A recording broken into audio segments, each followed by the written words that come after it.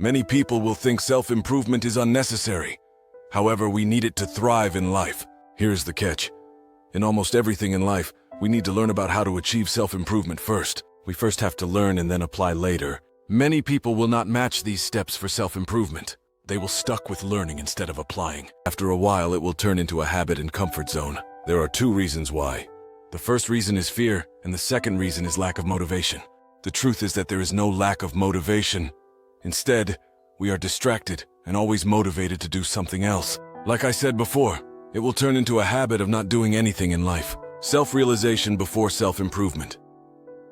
Before embarking on the self-improvement journey, we must know ourselves first. Self-improvement is all about interdependency. When we want to become interdependent, we must move from dependency to independence, and then we can become interdependent. As adults with regular jobs, we have all reached independence. The next step is interdependence. Interdependence is about how much value you give to your surrounding peers and loved ones. We must understand that in an interdependent society, everyone should have a role and purpose. Our purpose is our vision. This is what I mean when I say that we need self-realization before self-improvement. The truth is that our vision will take time to manifest. Our vision is the combination of planning and action. We must spend 80% on our actions and 20% on our planning. With this being said, self-improvement is our action phase. Meanwhile, self-realization is our planning phase. This is about the idea of planning your work and then working on your plan. We must spend more time on our actions because mistakes are unavoidable even if we have the perfect plan. This is the power of routine. The reality is that we will always go back to the planning phase after every obstacle, setback, and mistake. This is the reason why we need to master self-realization, desire, and aspiration. What is the difference between desire and aspiration? I believe desire is short-term and aspiration is long-term. Desire is short-term because the reward will come and go every time it's successfully relieved. The human body will crave more. However, our minds can overcome it with the right mindset. This is about detachment. We need to use desire and turn it into aspiration. The reason is that a long-term successful journey depends on many successful short-term goals. Use the detachment of short-term desire as motivation for the long-term daily routine self-improvement. How can we do this? We can achieve this by saying and then acting on these two words. These two words are yes and no. The reason why I mentioned this is because motivation is like kinetic energy. It cannot truly be completely erased from existence. It will only transfer from one position to another. The only reason why it's so hard to keep good growth habits going is because of disturbance and distraction in the system. First of all, it's fine to take a break. As a matter of fact, it's necessary to take a break. The thing to consider about breaks is when and how we take breaks will matter the most in our self-improvement journey. Our breaks are our detachment from our long, hard-working time. We should only pause this time because of our life purpose. This will be focused on in the next chapter. Life purpose.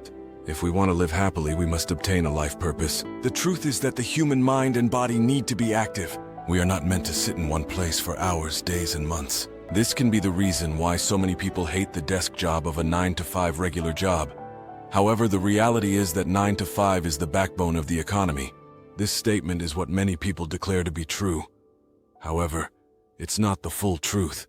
9 to 5 is designed for workers to work on their specialty for 8 hours a day and 5 days a week. This is a typical 40-hour work week. The truth is that the different industries are the backbone of the economy and not the 8-hour requirement. We must understand that the traditional 9 to 5 schedule was based on the requirement of the factory assembly line of the 1900s. Before that, the workers were forced into more unjust working hours and conditions. Working a 9 to 5 is not a terrible routine, but if we are doing it for decades to come, our motivation will slowly slip away. The only reason people keep going is because they find a purpose outside of their job. This purpose includes their hobbies, side hustle, or even their family. Some people are fortunate enough to find a purpose within their job and not work mindlessly on a job that they do not care for. Many people called this a dream career. This is the most ideal outcome. However, if we do not take breaks and are detached from working, there will be burnout. What is burnout? Burnout is defined as an extended period of stress that feels unmanageable, often leading to physical and mental exhaustion. Common signs include fatigue, job dissatisfaction, headaches, insomnia, and changes in appetite. There are 2 ways to fix this. These 2 ways are the long-term and short-term solutions for burnout. The first way, as mentioned before, is to take breaks and detach from working. We must find a secondary purpose outside of our 9 to 5. The second way is to invest a portion of our income. The reason we need to invest is because we will be working a 9 to 5 until we are in our 60s. If we hate our job, we will suffer. Would it be reasonable to let go of that job as soon as possible? Many people say to find another job. However, we must understand that the job market of the economy is very unstable right now. We must save and invest every income we can. Automatic habits. I've mentioned before that there are two solutions for burnout. With this being mentioned, which one do we choose? We need both solutions for burnout. Here is the catch. To achieve these solutions, we need automatic habits and consistency. To build a side hustle, skill, and asset through investment, we must perform the same routine for days, months, and years. The reason for this is because of the compound effect. We must understand that growth is not a linear expansion, but rather an exponential expansion throughout time. If we even go deeper into the timeline graph of the exponential expansion, we can see the progression trend move up and down, but never static for a long time. This is why we need to perform automatic habits.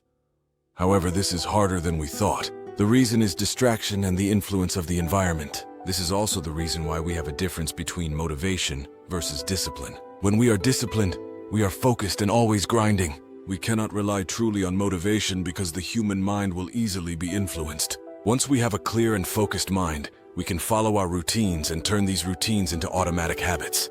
This will lead us to the principle of mindfulness and flow state.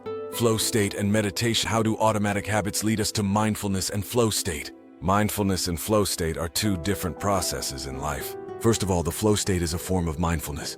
Another form of mindfulness is meditation. With this being mentioned, what is the difference between meditation and flow state? Meditation is simple and there are only a few movements required. These movements included walking, sitting, lying, and eating. If you can master these types of meditation, you can be content and happy with little attachment or possession. Flow state, however, is focused on more personal, passionate activities. These activities go beyond the meditation standard like just walking, sitting, and eating. Flow state is performing your best effort with the things you care about. This is why we should find our flow state activity. When we reach the flow state, we can perform the activity. We can focus for a long time without distraction. When we are a novice with the activity, we might not achieve the flow state. The flow state will increase whenever we are consistent enough. This is a strong example of an automatic habit.